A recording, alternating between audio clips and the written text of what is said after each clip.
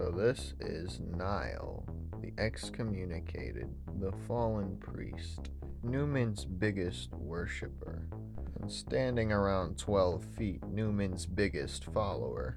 And he's one of the villains in my series, Numen's Law. And he wears a full cloth-covered, face-covering cloak with mask and some shoulder armor made out of bones. Once upon a time, he was Numen's biggest supporter as a priest, and now he's his biggest hater, wanting revenge against Numen. And the more he rejects God, the more his body gets defiled, as he prays to this mysterious, malevolent stone that appeared seemingly out of nowhere at the perfect time. But it's where Nihl spends most of his devotion, as he kills anyone who still has faith in Numen.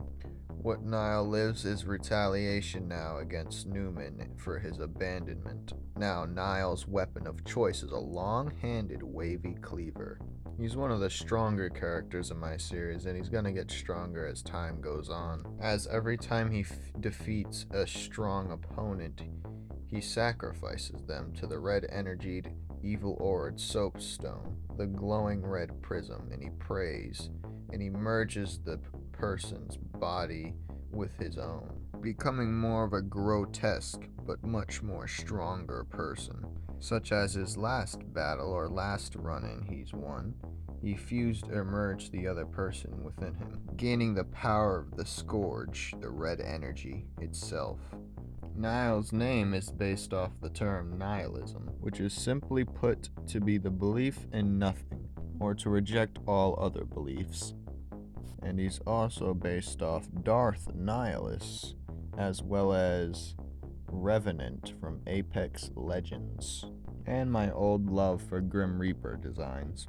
So Nihl used to be a advocating priest for Numen, until Numen disappeared, which left people faithless, causing the world to turn awry, and causing him to drop his faith as he's countless times tried to hold on, but things just wouldn't go along as planned, and eventually leading to the church being destroyed, leaving at the time priest Nihil's envisionment and everything he's worked for in rubble.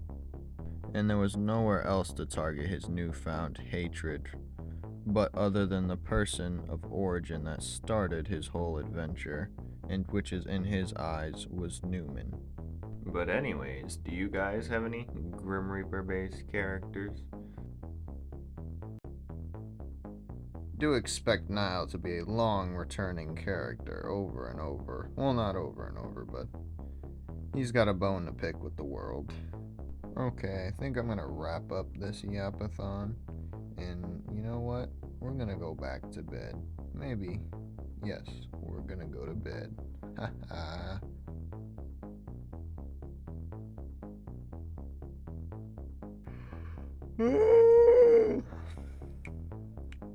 Oh yeah, this is the monster that he's defeated, and now he can use as his latest appendage. It can shoot the Scourge cannon, the red energy blast. How did it get to him? How did it appear? Nihl doesn't know, but he thinks it's a gift sent from the stone he's been praying to.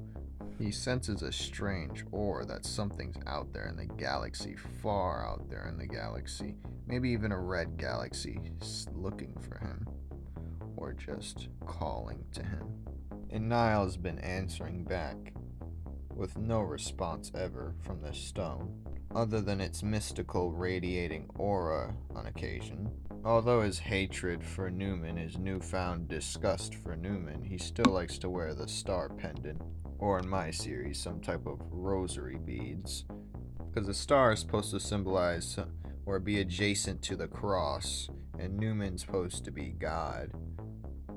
But you can find Lord Nihl in Chapter 7 of my series, Numen's Law. Give it a read, tell me what you think. Maybe even read the whole series in its entirety, because each chapter is supposed to get better and better.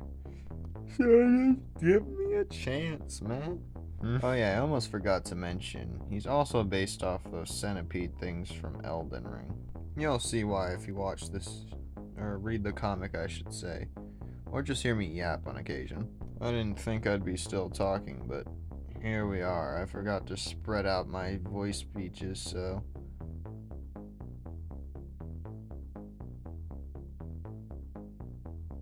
The one issue I had with this character sheet was there was no real space to put the content with the words and all this extra stuff. I could barely squeeze it in there.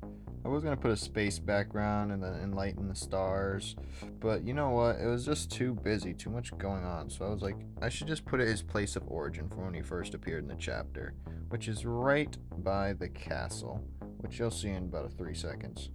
Boom. There it is, Lord Nihl, the fallen priest. If you like these type of videos, let me know. If you think I should stop yapping, let me know. Because if I have to try less, I will try less. And thank you so much for watching. Bye-bye.